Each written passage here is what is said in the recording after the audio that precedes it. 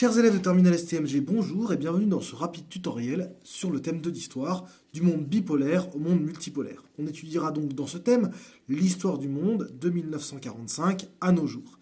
Et on verra comment la géopolitique mondiale, ou plutôt l'ordre mondial, a évolué. Alors, deux dates, 1945 c'est la fin de la Seconde Guerre mondiale, et la fin de la Seconde Guerre mondiale c'est donc la défaite de l'Allemagne nazie et la mise en place d'un nouvel ordre mondial. Dans ce nouvel ordre mondial, nous avons très rapidement un fait qui émerge, c'est la guerre froide avec l'opposition de deux blocs. D'un côté le bloc communiste ou socialiste dirigé par l'URSS et de l'autre côté le bloc capitaliste dirigé par les États-Unis, ou on appellera aussi le monde libre. Ça, c'est le début de la période. Cette période se termine aujourd'hui où l'ordre mondial est multipolaire, donc dans lequel il y a plusieurs puissances. Il y a certes les États-Unis qui dominent le monde, mais il y a également la Chine, les pays européens, ou même la Russie ou la Turquie qui sont des puissances émergentes. Et donc on est dans un monde qu'on appelle un monde multipolaire.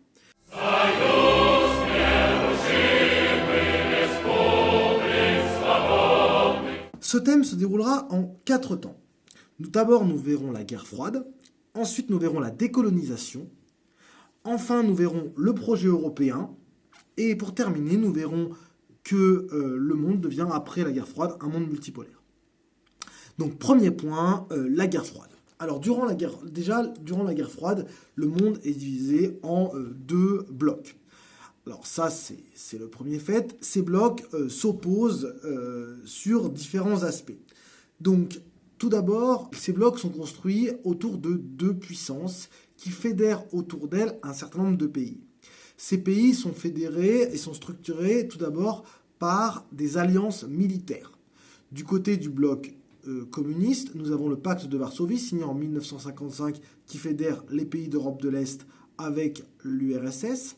Du côté américain, nous avons l'OTAN en 1949 qui fédère les pays d'Europe de l'Ouest et également la Turquie, organisation du traité de l'Atlantique Nord, mise en place en 1949 autour des Américains.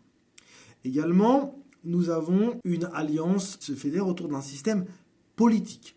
D'un côté, nous avons la démocratie populaire, dans laquelle c'est le Parti communiste qui est le parti unique et qui dirige une société sans classe, dans laquelle tous les biens appartiennent à l'État et dans laquelle c'est l'État qui dirige tout. C'est donc une démocratie populaire, comme son nom l'indique, dans lequel c'est le peuple qui dirige. Enfin, ça c'est une façon de voir les choses. Et de l'autre côté, du côté américain, c'est une démocratie libérale dans laquelle il y a des élections libres et surtout une liberté d'expression et une liberté individuelle qui est exacerbée. Alors que dans le modèle communiste, il n'y a pas de liberté individuelle puisque c'est la collectivité qui compte et non l'individu.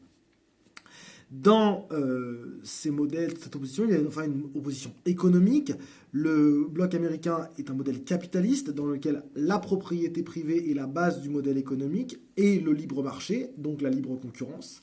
Alors que dans le modèle soviétique, c'est le communisme, donc la mise en commun des moyens de production, et donc tout appartient à l'État, tout appartient à la communauté. Donc les terres agricoles, par exemple, sont collectivisées, elles appartiennent à la collectivité. Donc une opposition de modèle entre les deux. Une opposition de blocs, c'est-à-dire que chaque bloc a une emprise territoriale et aux marges de ces blocs, il y a des oppositions. En Corée, par exemple, il y a une opposition lors de la guerre de Corée entre 1950 et 1953. À Berlin également, il y a une opposition parce que Berlin est une enclave de l'Allemagne de l'Ouest dominée par le bloc américain dans l'Allemagne de l'Est qui elle-même est dominée, la RDA, qui est dominée par les soviétiques. Cette opposition crée donc un rideau de fer en Europe et l'Europe est divisée en deux après la Seconde Guerre mondiale. Alors maintenant, un peu de chronologie. Cette guerre froide se met en place, comme on vient de le dire, après la Seconde Guerre mondiale, de manière relativement progressive. Il y a une montée des oppositions et jusqu'à la mort de Staline, il y a vraiment une augmentation très forte de cette opposition, donc la mort de Staline qui intervient en 1953. Rapidement, chaque bloc fait en sorte que les pays de son bloc adhèrent à sa politique. Alors, les soviétiques, ça va être par une domination militaire, clairement, et par la mise en place de partis communistes, notamment en Tchéquie avec le coup de Prague en 1948.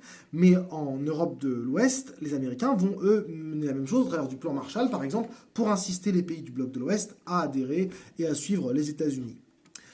Cette guerre froide va se traduire ensuite par une période qu'on appelle la coexistence pacifique, et même qui débouche sur la détente, qui va être terrorisée par Khrouchtchev, et les tensions vont relativement diminuer, bien que les tensions restent fortes, et les deux blocs finalement sont hermétiques, et chaque bloc s'occupe de ce qui se passe dans son bloc.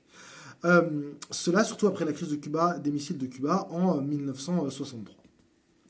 Enfin, progressivement, cette tension va reparaître forte, ce qu'on appelle la guerre fraîche, à la fin des années 70, début des années 80, et progressivement, le bloc soviétique va s'effondrer. Alors, le bloc soviétique va s'effondrer parce que économiquement, le bloc soviétique ne marche pas, parce que également, le modèle soviétique arrive à bout de souffle, et les pays du bloc de l'Est demandent leur indépendance et leur liberté. Mikhail Gorbatchev, qui met en place la perestroïka, et la glasnost, qui sont des politiques de modernisation, donc la perestroïka qui permet une libéralisation économique, et la glasnost, une indépendance des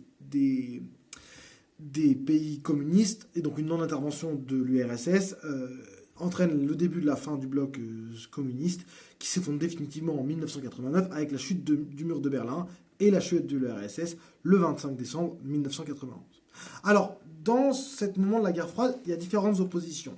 Il y a une opposition sportive, une opposition intellectuelle, une opposition militaire, et nous on va prendre comme exemple d'opposition l'opposition dans la course à l'espace. La course à l'espace est l'objet d'une vive propagande, comme vous le voyez dans ces deux affiches, et dans cette course à l'espace, il va y avoir une lutte âpre entre les Américains et les Soviétiques. Alors la course à l'espace que se livrent les Américains et les Soviétiques, elle a deux objectifs. Tout d'abord, elle a un objectif militaire, tout simplement, parce que celui qui domine l'espace domine le monde, et c'est une façon de surveiller. Et en cela, la reprise des programmes balistiques allemands de V1 et de V2 par les Soviétiques et les Américains, qui vont chacun chercher à s'approprier ces savants allemands, est marquante. Mais également, elle a un objectif civil pour démontrer la domination technologique. Alors dans un premier temps, c'est les Soviétiques qui vont avoir une certaine avancée avec la mise au point de leur première fusée, donc les Soyouz. Et en 1957, les Soviétiques sont les premiers à lancer à mettre un objet en orbite autour de la Terre. C'est le Sputnik 1. Rapidement, ils mettent en 1959 la chienne Laika, qui est le premier être vivant à aller dans l'espace. Et ensuite, la mise en orbite de Yuri Gagarin en 1961, qui accélère à l'espace avec le programme Vostok. Et là, les Américains ont une longueur de retard. Alors les Américains, de leur côté, ont créé la NASA. Et Kennedy veut accélérer la course à l'espace. C'est ce qu'il appelle la New Frontier, la nouvelle frontière. Les Américains ont une fusée qui est Apollo, une base militaire à Cap Canaveral. La base militaire des Soviétiques, c'est Baïkonour. Et ils vont mener leur programme spatial, eux, dirigé vers la Lune. Donc leur grand succès, c'est la course à la Lune, qui est aboutie pour les Américains en 1969. À partir de là, les Américains prennent une avance dans la course à l'espace, et même s'il y aura des missions communes, comme la mission Apollo-Soyouz de 1975, les vaisseaux américains sont en avance, et le programme de la guerre des étoiles, qui est un programme de bouclier antimissile par l'envoi de satellites dans l'espace par les Américains, marque la victoire terminale dans les années 80, avec le programme IDS en 1983, une initiative de défense stratégique qu'on appelle en France la guerre des étoiles, menée par Reagan en 83, marque la victoire finale des Américains, qui en plus, eux, ont développé une navette spatiale, comme Discovery par exemple, qui peut permettre d'envoyer des hommes dans l'espace et tout en se reposant. Donc ça, c'est une navette extrêmement coûteuse, mais qui a montré l'avancée technologique des Américains et la victoire finalement des Américains dans cette guerre froide. Alors après avoir vu la guerre froide, la décolonisation. La décolonisation est l'autre mouvement marquant qui touche l'après-Seconde Guerre mondiale. C'est l'émergence d'un tiers-monde, d'un troisième monde dans cette guerre froide. En effet, les puissances coloniales, qui étaient les puissances européennes, sont poussées par les deux grands, donc les États-Unis et l'URSS, mais également par l'ONU, créée en 1945, à se décoloniser par la simple fait que, dans la théorie promue par l'ONU, les peuples sont libres de disposer, ont une liberté de disposer d'eux-mêmes et donc de leur propre pays. Ils ne doivent pas être dépendants d'une puissance coloniale. Les puissances européennes décolonisent donc. Cela commence par les pays asiatiques dans un premier temps, entre 1945 et 1955, avec l'indépendance de l'Inde, notamment en 1947. Ensuite, c'est l'Afrique du Nord, avec des guerres de décolonisation, comme en Algérie par exemple. Entre 55 et 65, tous les pays d'Afrique du Nord sont décolonisés, également du Moyen-Orient. Et pour finir, c'est l'Afrique subsaharienne qui se décolonise, et c'est les colonies portugaises qui vont terminer avec la décolonisation qui s'achève en 1975. Donc c'est un phénomène progressif. Néanmoins, les pays qui sont décolonisés vont vouloir affirmer une certaine autonomie vis-à-vis des deux blocs. C'est pour ça qu'on appelle le tiers-monde, troisième monde, et dans des grandes conférences, comme la conférence de Bandung en 1955, ou de Belgrade en 61, ou alors de Alger en 73, ils vont essayer de mettre en place cette troisième voie. Troisième voie qui sera un échec, parce que le tiers-monde est aujourd'hui le symbole, les pays du tiers-monde sont les pays pauvres finalement, et qui montrera le problème de développement qu'ont eu ces pays-là. Il y a eu différentes voies de décolonisation. Il y a eu tout d'abord une décolonisation non violente, prônée notamment par Gandhi, ou alors une décolonisation négociée.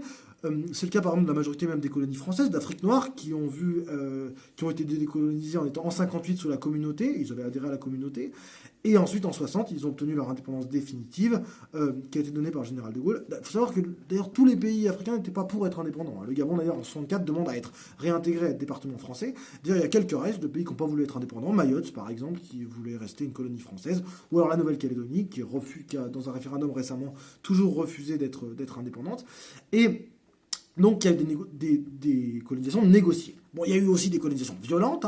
Donc l'Algérie, par exemple, c'est une guerre d'indépendance qui dure 8 ans, entre 54 et 62, que vous verrez dans le sujet d'études terminale sur la France dans le thème prochain. Mais également en Indonésie, par exemple, il y a eu une guerre d'indépendance. Voilà pour la décolonisation. Ensuite, la construction européenne. Alors la construction européenne, elle émerge parce que les pays européens qui décolonisent ont besoin de retrouver finalement de la puissance, mais également ont besoin de s'opposer à l'URSS. Donc c'est une concordance d'intérêts. Donc c'est d'abord 6 pays européens qui créent la CECA en 1953, la Communauté économique européenne du charbon et de l'acier. Donc c'est tous les pays qui sont du bloc américain, l'Italie, l'Allemagne de l'Ouest bien sûr, la France et les 3 pays du Benelux, Belgique, Néderlande, donc la Hollande et le Luxembourg. Au début, c'est une idée de faire une alliance économique autour d'un produit économique qui est phare, qui est le charbon et l'acier. Pourquoi ? Parce que si on s'allie autour du charbon et de l'acier, on ne pourra plus faire la guerre les uns contre les autres, parce que le charbon et l'acier, c'est essentiel à l'industrie à l'armement. Et du coup, on va garder on ne pourra plus faire la guerre. Par conséquent, cela donne l'idée de faire un marché commun, et en 1957, le traité de Rome approfondit ses premiers accords et met en place la communauté économique européenne qui crée un marché commun et progressivement un abaissement, voire une annulation de droits de douane entre les pays et qui crée des facilités de circulation. Cette construction européenne, elle est construite, elle s'accélère avec l'adhésion de certains pays, donc dès 71 le Royaume-Uni et Danemark, mais également ensuite la Grèce, puis l'Espagne et le Portugal. Et en 92, ces pays-là décident d'approfondir leur accord et de créer l'Union européenne. C'est le traité de Maastricht. Les politiques européennes vont également s'approfondir avec la création de l'euro, qui est mise en circulation en 2002, mais également de la création de l'espace Schengen, qui est un espace de libre circulation des personnes et non plus des marchandises, donc qui est créé en 1995. Cette Union européenne qui va s'élargir aux pays d'Europe de l'Est après la chute de l'URSS en 1991. Les pays d'Europe de l'Est adhèrent tous en 2004. C'est ce qu'on appelle le Big Bang. Et donc cette Union européenne va se créer au fur et à mesure sur cette période. Néanmoins, la construction européenne va être critiquée. Parce que la construction européenne, c'est un transfert de pouvoir des pays vers les instances européennes. Et donc, il y a des mouvements souverainistes. Un souverainiste, c'est quoi ? C'est quelqu'un qui, dans un pays, souhaite que ce soit la nation, on appelle ça aussi un nationaliste, qui ait le pouvoir, et donc que c'est le pays qui ait le pouvoir, et non l'Union européenne.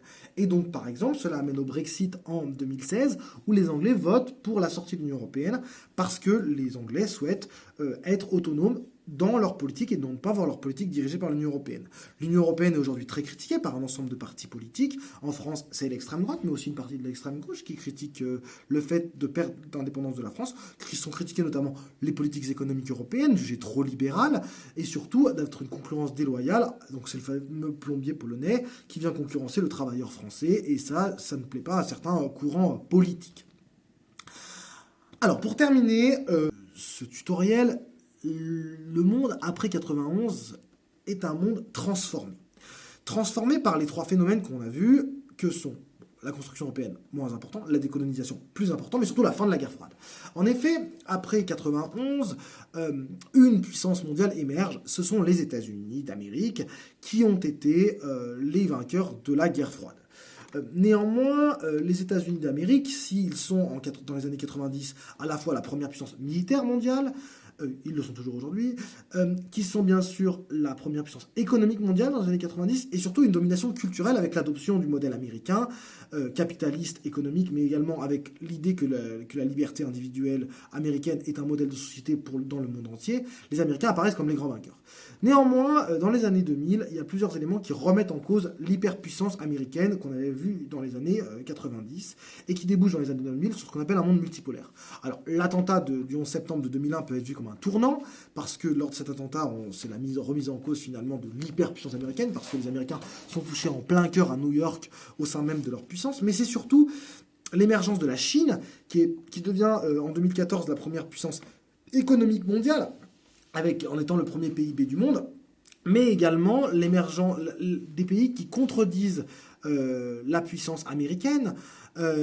Tout d'abord, déjà, l'échec des deux guerres en Irak et en Afghanistan, dans lesquelles les Américains s'enlisent en 2001 et en 2003, ne parvenant pas à maintenir la paix dans ces pays-là, mais également l'émergence de nouveaux empires, comme la Russie. Par conséquent, la puissance américaine est mise à mal par cet ensemble de choses, principalement par l'émergence de la puissance chinoise, il faut le dire.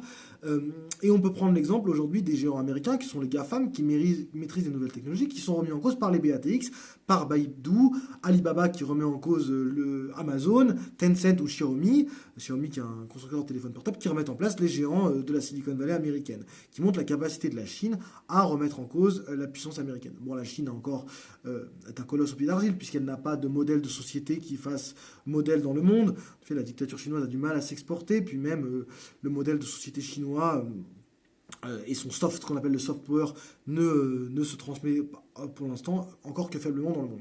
Bien qu'avec le programme des nouvelles routes de la soie, la Chine essaye de développer ses investissements à l'étranger et son accessibilité. Alors, on en a terminé pour ce tutoriel. Merci de l'avoir suivi. Et on voit donc que le monde a grandement évolué entre 1945, à la sortie de la Seconde Guerre mondiale, dans lequel c'était un monde bipolaire et colonisé. Et aujourd'hui, c'est un monde multipolaire et décolonisé que nous connaissons, et d'un monde dans lequel la construction européenne a créé l'Union européenne, alors que les pays européens étaient des États-nations en 1945. Merci d'avoir suivi ce tuto, et à bientôt.